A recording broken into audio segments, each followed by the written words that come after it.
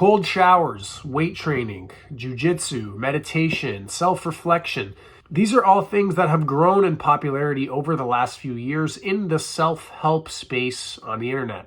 All of those things also happen to be a part of my everyday life. And while communally placing those activities under the title of things that suck might seem a little bit short-sighted and lacking perspective, it's also partially true. Now, let me be perfectly clear here. I love all of those activities that I just mentioned, which is why they're a part of my everyday life. But there's also always a small part of me that thinks, man, this sucks. Now, why is that? Well, because they all share the fact that they can get very emotionally difficult at times. And upon some reflection, that is a huge part of why I love them, and probably why a lot of other people love them too, and why they are growing in popularity so much. Of course, there's all of the health benefits that you get from cold showers and weightlifting and meditation, such as the better immunoresponsiveness, the better stress regulation, more strength, bone density, overall vitality. But then there's that fact that these are all emotionally difficult things.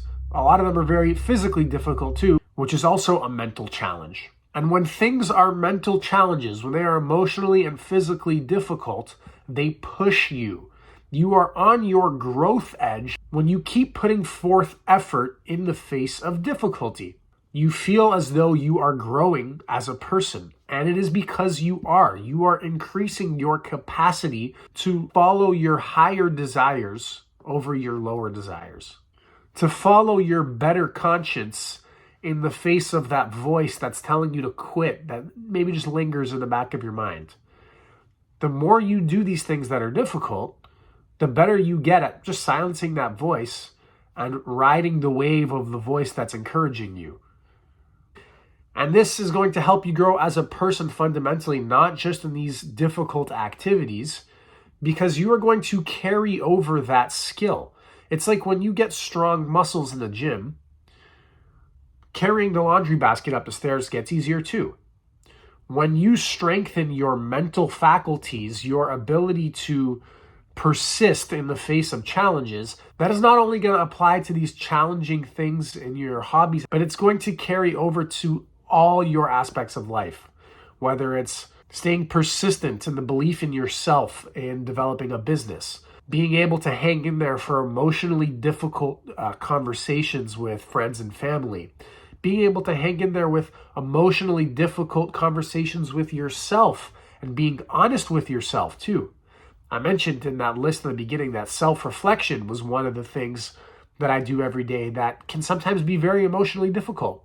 Well, it kind of sounds silly, but taking regular cold showers and doing jiujitsu, right? Being able to persist in that numbing sensation in the water, or being able to stay calm and collected under the weight of a heavy weight and bottom mount, helps me develop the capacity to have very important yet emotionally difficult self-reflections. I mentioned that another way of wording this is practicing letting your higher desires rule over your lower desires, right? Letting your higher conscience win.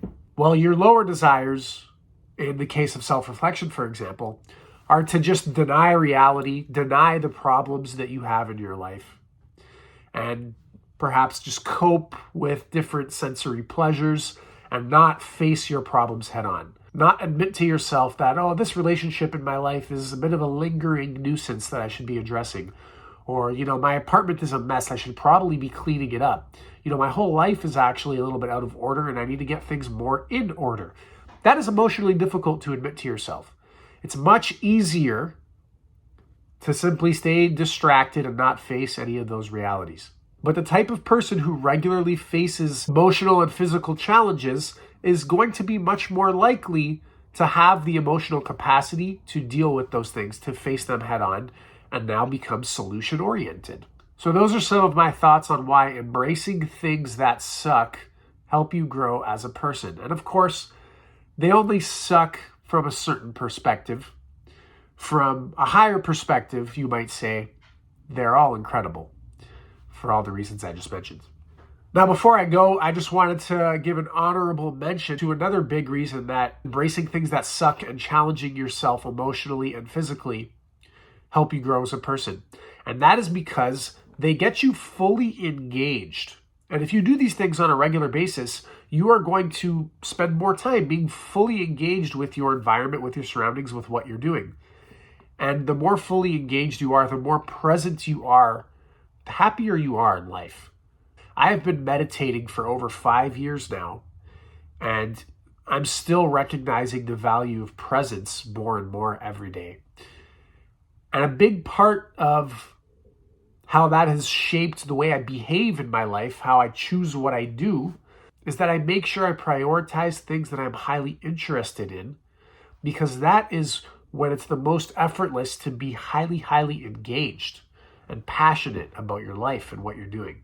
And the more time you spend being present and engaged, the better you are going to be at being able to stay focused, present, and engaged, even when it feels like it is a little bit of effort. When it's doing your taxes or some other monotonous task that you don't really have any passion for, you just kind of have to do it. It helps you stay engaged with that too and find joy out of even the monotonous parts of life. All right, guys, that's it for today's video. I hope you enjoyed it. Let me know what you thought in the comments down below. I apologize for my voice. I'm a little bit under the weather today, a little bit congested. I hope that didn't bother you too much throughout the video. If you enjoyed it, though, be sure to give it a like and subscribe to my channel for more content like this. Thanks for watching, guys. Take care. Have a good one.